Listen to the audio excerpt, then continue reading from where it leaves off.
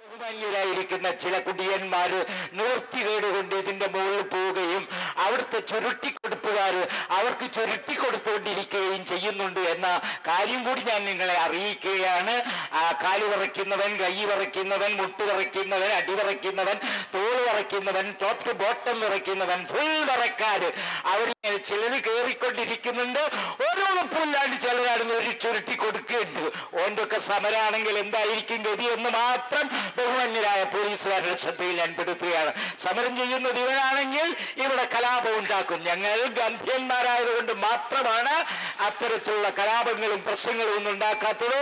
അല്ലാതെ ഞങ്ങളുടെ ഞരമ്പിലൂടെയൊക്കെ പച്ചവെള്ളം ഓടുന്നത് കൊണ്ടാണെന്ന് ഒരുത്തരും തെറ്റിദ്ധരിക്കണ്ട എന്ന് ഓർമ്മിപ്പിക്കാൻ ഞങ്ങൾ ആഗ്രഹിക്കുകയാണ്. മാത്രമല്ല, ഈ വിദേശ മദ്യഷാപ്പിന്റെ അടിവിടെ ഊരുന്നത് വരെ ഇതിനെതിരെ ശക്തമായ പ്രതിഷേധവും പ്രതിരോധവും ഇരമ്പുക തന്നെ ചെയ്യും. അതിനു വേണ്ടി ഞങ്ങളുടെ ജീവൻ കൊടുക്കാനും മടിക്കുകയില്ല എന്ന് ഓർമ്മിപ്പിച്ചുകൊള്ളുന്നു. ചുരുട്ടുവൈദ്യന്മാരെ, ചുരുട്ടുവൈദ്യന്മാരെ എന്ന് മാത്രം ഓർമ്മിപ്പിക്കുകയാണ് ഇവിടെ. പ്രിയമുള്ളവരെ, ഇത് നരിക്കുനി എന്ന് പറയുന്ന മഹത്തായ ദേശത്തിലുണ്ടായ വ്രണമാണ്. ഇത് പൊട്ടിയൊലിക്കാൻ തുടങ്ങും. ഇവിടെ മുഴുവൻ ഇത് ചലമൊഴുക്കും. ഈ നാട് ഇത് ദുരന്ത ഭൂമിയാക്കി മാറ്റും. ഇതിന്റെ ചുറ്റുപാടിലെ ജീവിതം ഏറ്റവും ഭീകരമാക്കി മാറ്റും.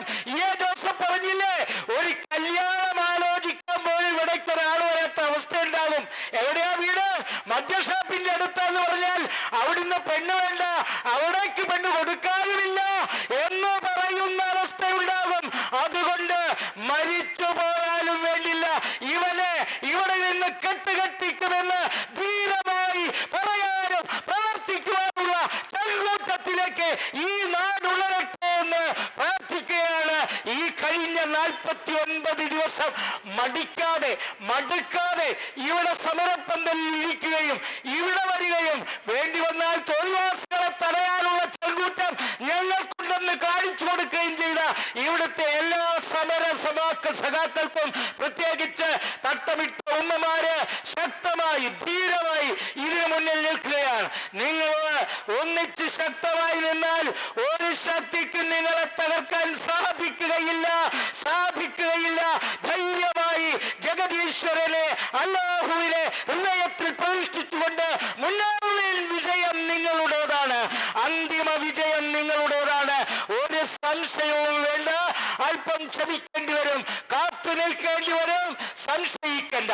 ഈ ബിൽഡിംഗ് കൊടുത്തവന്റെ വീട്ടിൽ അവൻ സുഖമായി കിടന്നുറങ്ങുന്ന അവസ്ഥ ഉണ്ടാവുകയില്ല ഭാവിയിൽ. പറഞ്ഞില്ലെന്ന് വേണ്ട, മനസ്സിലായോ? അതുപോലെ ബഹുമാനപ്പെട്ട ഡെപ്യൂട്ടി എക്സൈസ് കമ്മീഷണർ സിവിൽ സ്റ്റേഷനിൽ സുഖമായി ഇരിക്കുകയില്ല എന്ന് ഞങ്ങൾ ഓർമ്മിപ്പിക്കുകയാണ്.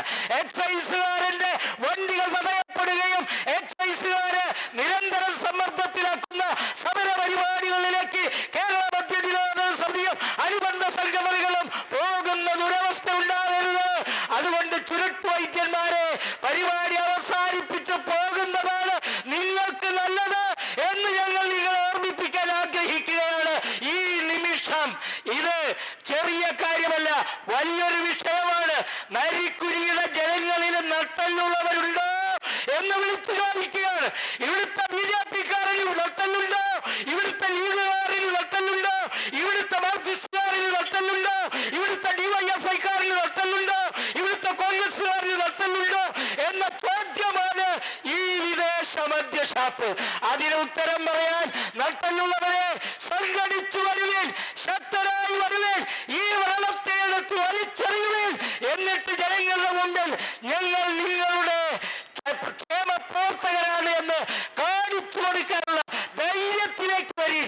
അല്ലാതെ തെരഞ്ഞെടുപ്പ് വരുമ്പം ആ കുപ്പത്തിണ്ടല്ലോ, എന്താണ് അതിന്റെ പേര്, കൊടി പൊന്തിച്ചു വരുമ്പം ഇറങ്ങിപ്പോണ എന്ന് പറയാനുള്ള ചങ്കൂറ്റത്തിലേക്ക് ഉമ്മമാരെ മാറിക്കൊള്ളണം. മനസ്സിലായോ?